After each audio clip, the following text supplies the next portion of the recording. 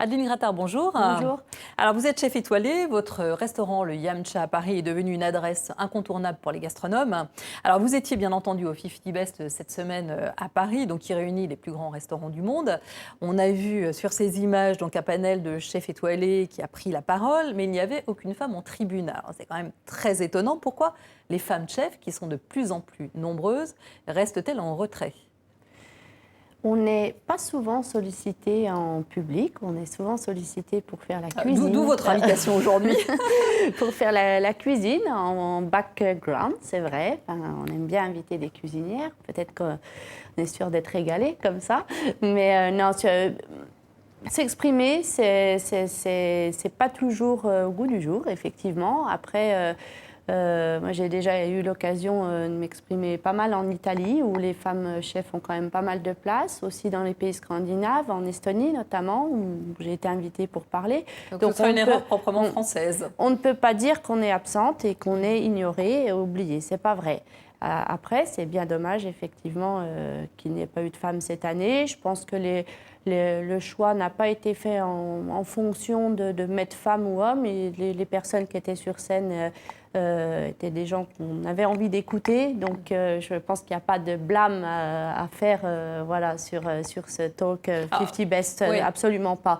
Et il n'y a pas non plus une grosse polémique à soulever, mais quand même, l'un des arguments, c'est de dire que c'est un domaine dans lequel il faut travailler tard le soir et que c'est incompatible avec une vie de mère de famille. Alors, est-ce que c'est encore un argument, ça, aujourd'hui ? Non, je pense que ce n'est pas incompatible. Après, c'est vrai qu'une femme investie dans sa famille, qui a des enfants, va devoir certainement mettre des bouchées doubles. Ouais, vous êtes un exemple parfait avec 3 enfants.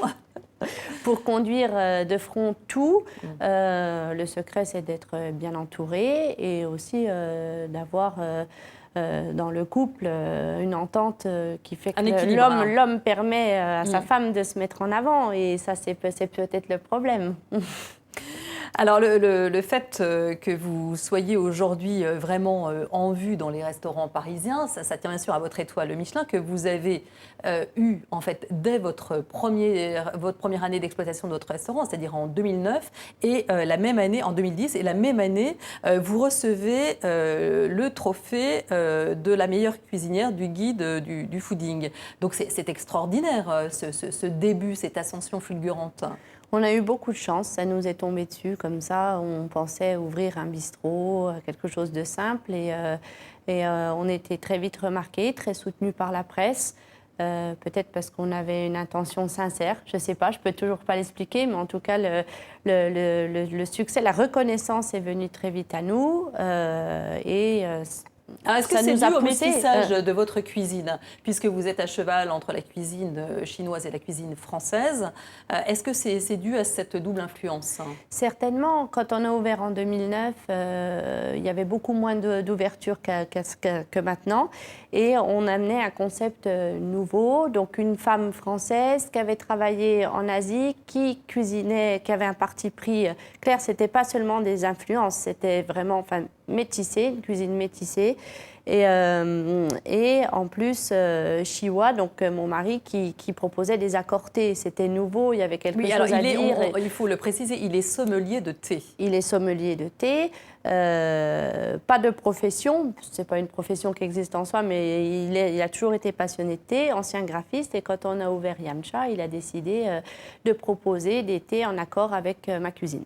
Et ça, c'est quelque chose qui marche bien en France. Est-ce que ça pourrait remplacer à terme les sommeliers de vin ? Je ne pense pas. Ou les compléter. Ça serait dommage quand même de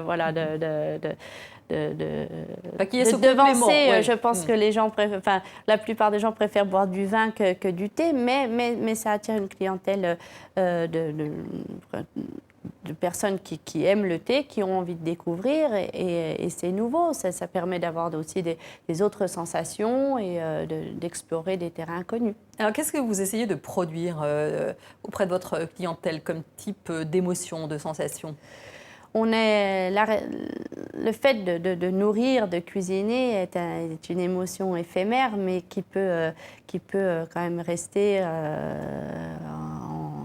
En mémoire. En mémoire. Donc, on essaie de marquer, c'est même un les booster gens, de la mémoire. de faire des assiettes qui touchent le cœur, qui touchent qui sont rassurantes.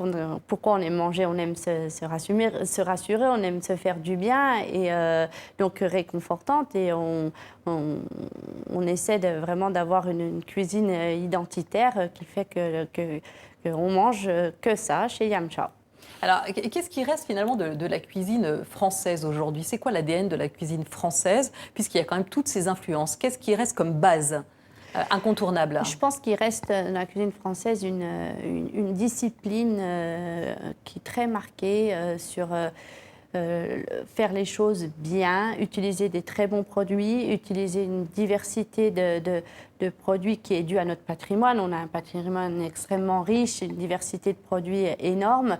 Donc c'est toujours de mettre en avant, de sublimer le produit, même s'il y a des influences qui viennent du monde entier. Est-ce que ça veut dire aussi qu'il faut cuisiner au rythme des saisons? Est-ce que ça, c'est important, de n'utiliser que les produits de saison? Je crois que maintenant, il y a vraiment très peu de restaurants ne cuisinent pas de manière saisonnale. C'est quand même, on se rend compte que c'est impossible, comme le disait M. Passard, de manger une tomate l'hiver. C'est une aberration.